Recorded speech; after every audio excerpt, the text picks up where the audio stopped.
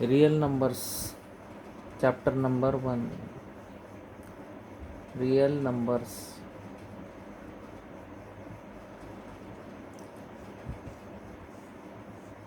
Natural number म्हणजे काय? Natural number is equal to, these are the counting numbers, जे आपण मोजू शकतो त्यांना म्हणतात काउंटिंग नंबर्स. 1 2 3 4 and so. नंतर होल नंबर्स. होल नंबर्स म्हणजे काय? नॅचरल नंबरमध्ये 0 जर आपण ॲड केला तर ते झाले whole numbers. 0 1 2 3 4 and so on infinity. आता होल नंबर्स नंतर काय येतात? इंटिजर्स.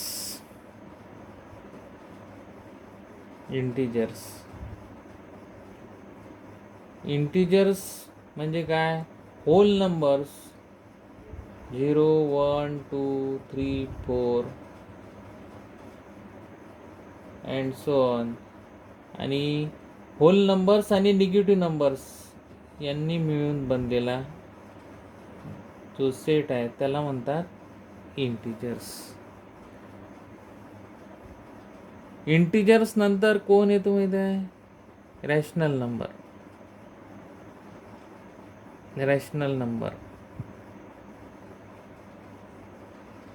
रॅशनल नंबर्स म्हणजे it is in the form p/q, where p and q are integers and q is not equal to 0. सर्वात लहान सेट जर इथे असेल तर कोणता आहे? Natural numbers. नंतर आहे त्याच्यापेक्षा मोठा होल नंबर्स, फक्त त्यामध्ये 0 मिळवलेला आहे. आणि इंटिजर्समध्ये काय आहे? होल नंबर्स आहेत आणि निगेटिव्ह नंबर्स आहेत, त्यांनी मिळून बनलेला हा सेट आहे. म्हणजे सर्वात लहान आहे नॅचरल नंबर, त्याच्यापेक्षा मोठा होल नंबर, त्याच्यापेक्षा मोठा इंटिजर्स, आणि त्याच्यापेक्षा मोठा जर असेल तर तो rational numbers. Irrational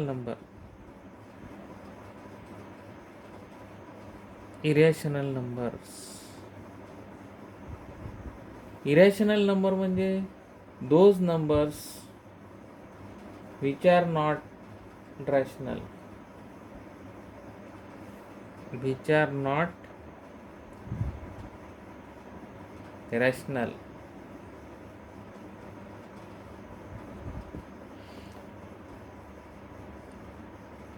means rational number आणि दुसरा कोणता आहे? Irrational number.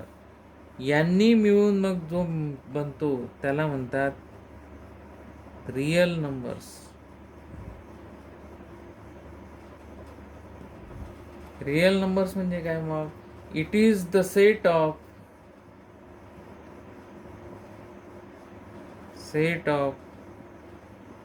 Rational number and irrational number. It is the set of rational numbers and irrational number.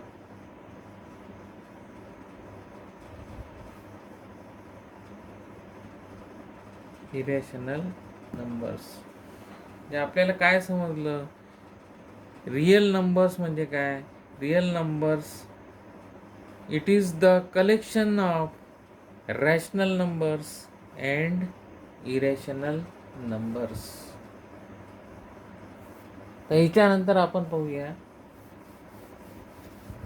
युक्लिड्स division lemma. Euclid's division lemma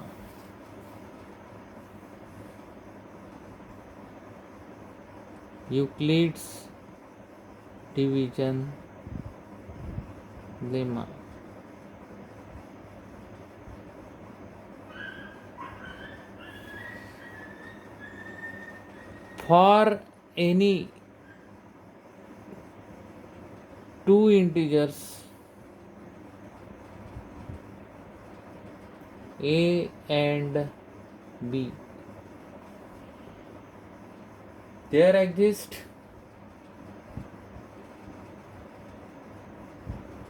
q and r satisfying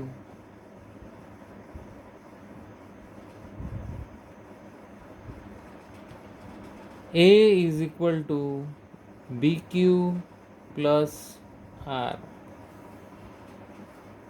where 0 is less than or is equal to r is less than b.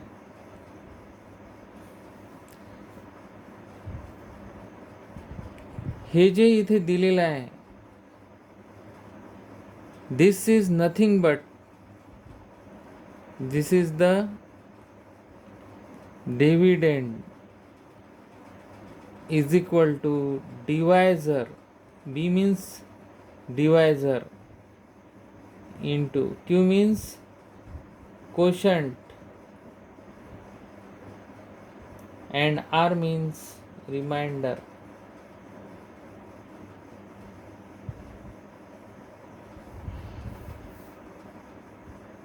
समजा इथे एक मी example घेतो आहे 47 divided by 9. इथे होते 9 5 45. Subtract 45 from 47, we will get 2. What is 9?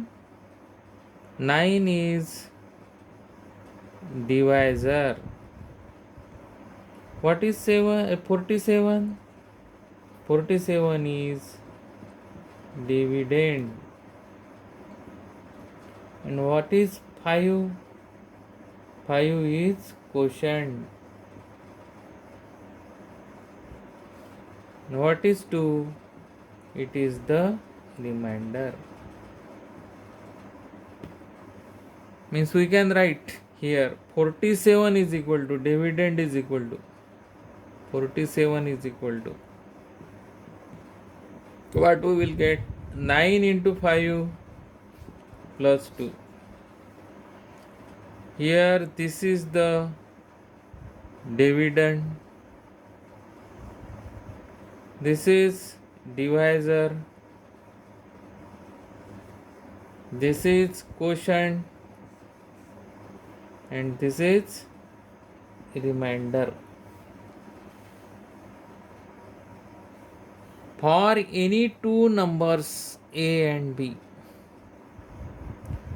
there exist q and r satisfying a is equal to bq plus r, and here r, this is the remainder where 0 is less than or is equal to r is less than b. हे सर्व पाठच करून घ्यायचं. काय आहे मग Euclid's lemma, Euclid's division lemma. For any two integers, positive integers, for any two positive integers there exist q and r satisfying a is equal to bq plus r, where r is remainder and 0 is less than or is equal to r is less than b. हे सर्व पाठच करून घ्यायचं, कारण की याचं फार आपल्याला काम आहे. आता मी एक्झाम्पल घेतोय. Use Euclid's division algorithm.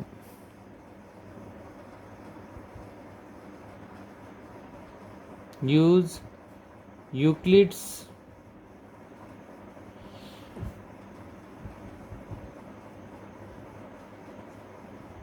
division algorithm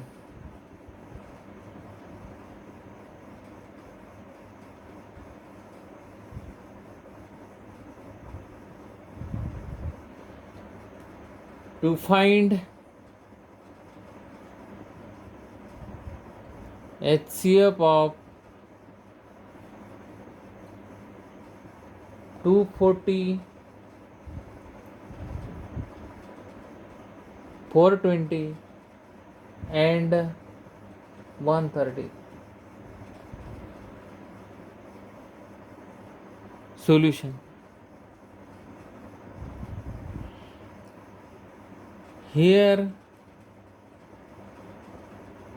420 is greater than 130. म्हणजे आपल्याला इथे काय करावं लागेल, 240ला जी संख्या जास्त आहे तिला लहान संख्येने भागून टाकायचं, 130ने भागायचं. कितीचा भाग जातो,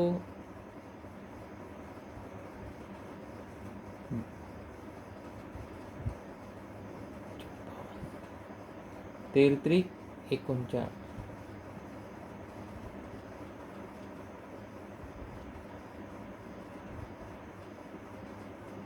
मग किती राहतात खाली, 0. 12तून 9 गेले, किती राहिले, 3 आणि इथे 0. म्हणजे 30 राहिले. आता आपण हे कसं लिहू शकतो, 420 dividend is equal to divisor into quotient plus remainder 30. This is our first step. आता इथे रिमाइंडर 30 हा लहान आहे याच्यापेक्षा, म्हणून 130ला 30ने भाग द्यायचा. कितीचा भाग जातो, 4चा, 3×4 = 120. किती राहतात इथं, 10.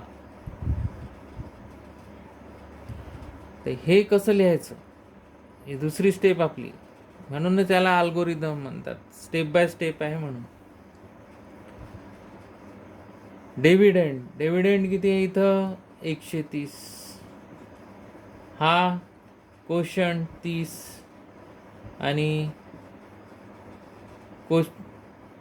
डिवायझर, हा डिवायझर 30 डिवायझर झाला आणि 4 काय झाला, क्वोशंट, प्लस हा काय झाला, रिमाइंडर. आणखी इथे मग पूर्ण 0 येईपर्यंत आपल्याला करायचं आहे.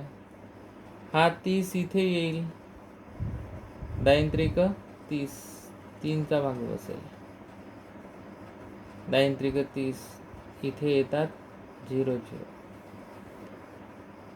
आता तिसरी स्टेप काय चालू झाली मग आपली, हा झाला डिव्हिडंड इज इक्वल टू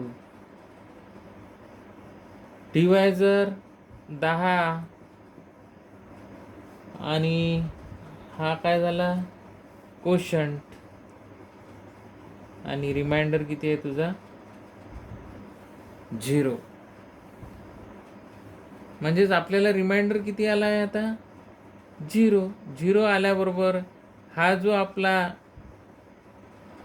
काय आहे, हा डिवायझर, हा डिवायझर जो आहे तो आपला काय असतो, HCF. हा जो असतो तो HCF असतो. म्हणजेच आपण इथे लिहू शकतो HCF of 420 and 130 is equal to, किती आला आपला HCF, 10. अशा प्रकारे या अल्गोरिदमनं आपण काढू शकतो. याला अल्गोरिदम म्हणतात. त्याची ही first step, second step, third step आणि ह्या ज्या स्टेप्स आहेत it is depend upon your example. हे 2 स्टेपमध्ये सुद्धा कंप्लीट होऊ शकते, 3 स्टेपमध्ये, 4 स्टेपमध्ये सुद्धा. ही एक मेथड आहे, पण आपल्याला असं करावं लागेल तेव्हाच कुठे आपल्याला मार्क्स मिळतील. आता दुसरं गणित हे तुमच्यासाठी घ्या आणि तुम्ही करून पहा. याचा पहिले विचार करा 2-3 मिनिट कसं कसं केलेलं आहे गणित.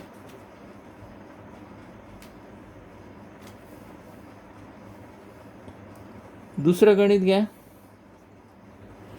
Use Euclid's division algorithm.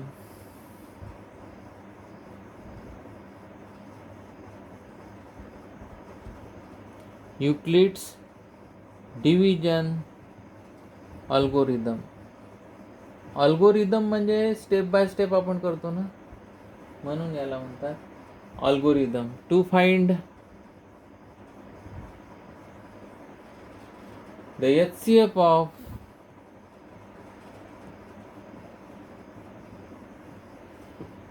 $135 and $225. Solution. आता सांगा काय मोठं आहे? 225 मोठे आहेत कशापेक्षा? 135 पेक्षा. मग आपण काय करायचं? इथे 225 ला कशाने भाग द्यायचा? 135.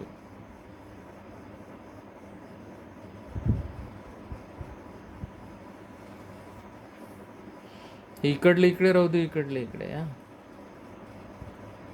एकाचा भाग गेला 135. You will get 2 here. 12तून 3 गेले 9 राहिले आणि इथे 0. आता कसं होईल? पहिली स्टेप,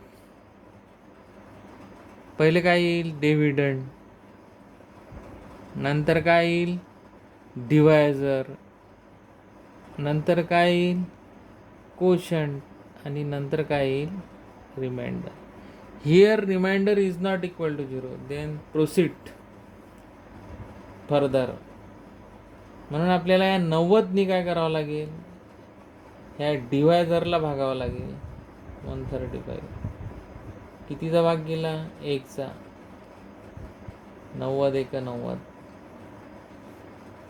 5 5. 13तून 9 गेले किती राहिले? 4. आता इथे लिहा. ही झाली फर्स्ट स्टेप. दुसरी स्टेप पहा तुमची. डिव्हिडंड 135. इथे 90 × 1 प्लस 45. ही झाली दुसरी स्टेप. आता इथे 45 आहे तुमचा आणि इथे किती? 90. कितीचा भाग गेला? 2चा.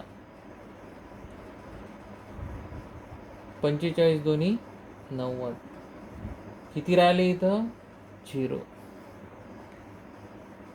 0 आल्याबरोबर म्हणजे आपला HCF निघाला. हा आपला HCF आहे. आलं लक्षात? हा डिवायझर जो असतो ना तो आपला HCF असतो. म्हणजे आपण तिसरी स्टेप लिहू शकतो इथे. सर्वात मोठा कोण आहे? 90. डिव्हिडंड. 45 डिवाइड केलं म्हणून डिवायझर. क्वोशंट आला 2 आणि उत्तर आलं 0. Here remainder is 0, therefore this divisor is our HCF. Therefore we can write here HCF of 135 and 225 is equal to 45. This is our answer, 45. Okay. Now in this way you can take another example here.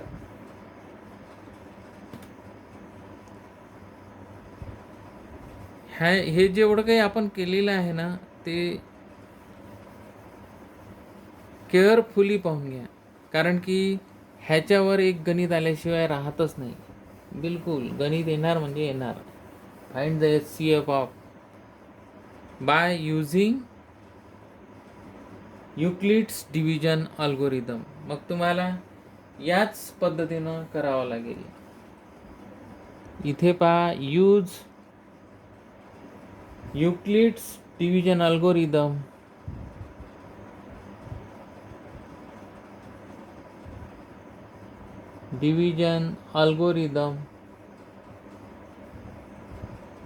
To find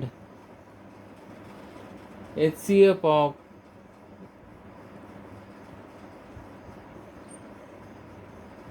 (42) and 455. Okay, solution. This is our third example. Here 445 is greater than 42. Okay, therefore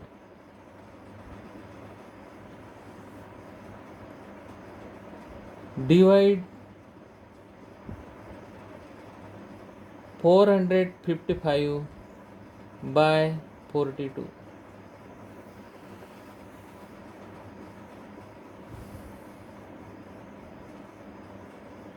पहिला भाग बसला 42 एक 42, म्हणजे किती राहिले इथं 3. तर इथे वरतून 5. आता असं एक्झाम्पल आपलं कधी झालं नाही, बरोबर आहे. इथे एकदम डायरेक्ट लावायचं नाही तर मग 42 × 1 है ना +3 होतच नाही तेवढं. म्हणून इथे काय करायचं, 5 वरतून खाली घ्यायचा, हे कंप्लीट होऊ द्यायचं, कंप्लीट भाग जाऊ द्यायचा. आता इथे कितीचा भाग जातो, 42 मोठे आहेत, 35 लहान आहे, म्हणजेच इथं कितीचा भाग गेला, 0चा. इथे 10 आले, इथे किती 35 झाले, बरोबर आहे. आता तुम्ही इथे पहिली स्टेप लिहू शकता. हे 455 is the dividend. Dividend is equal to divisor. Divisor is 42 and our quotient is 10 and our remainder is here 35, not 3. It is 35. Now here remainder 35 is less than 42. मग आपल्याला काय करावं लागेल, या 42ला 35ने डिवाइड करावं लागेल. कितीचा भाग गेला, 1चा. किती राहिले, 7. 12तून 5 गेले, 7 राहिले, 0. मग हे झालं दुसरी स्टेप. इथे भाग दिला ना आपण, ही दुसरी स्टेप, हे पहिली स्टेप, ही दुसरी स्टेप. नाही तर इथे तुम्हाला येणार नाही. परीक्षेत येतात तर मग असेच गणित येतात, मग आपल्याला काही येत नाही. पण आपणही हुशार असतो, असे गणित पहिलेच करून टाकतो. म्हणून इथे पहा, 42 इज इक्वल टू, हा झाला डिव्हिडेंड इथे, आणि 35 झाला डिवायझर, इंटू हा 1 काय झाला कोशंट, आणि इथे झाला हा रिमाइंडर. जोपर्यंत रिमाइंडर 0 येत नाही तोपर्यंत तुमचा HCF निघत नाही. आता इथे रिमाइंडर लहान आहे आणि हा डिवायझर मोठा आहे, म्हणून आपण काय करतो, इथे 35ला डिवाइड करायचं. मग 7×5 = 35. आत्ता गेला पूर्ण भाग. 0 आला म्हणजेच 7 काय झाला तुझा. लास्टमध्ये जो असेल ते आपलं उत्तर, तो आपला HCF. म्हणजेच तिसरी स्टेप काय झाली तुझी. डिव्हिडंड हे मधला जो आहे तो हा रामाचं मंदिर, बरोबर. म्हणून 35 इज इक्वल टू 7 × 5 प्लस 0. मग इथे कोणतं उत्तर झालं आपलं. 7.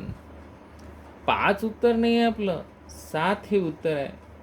कारण की 7 is the last divisor and our last divisor is the answer. Therefore, we can write here HCF of 42, 455 is equal to 7. आता तुम्ही होमवर्कमध्ये क्वेश्चन नंबर 1 त्यामधले सर्व गणित करू शकता. Question number 1.1 exercise 1.1.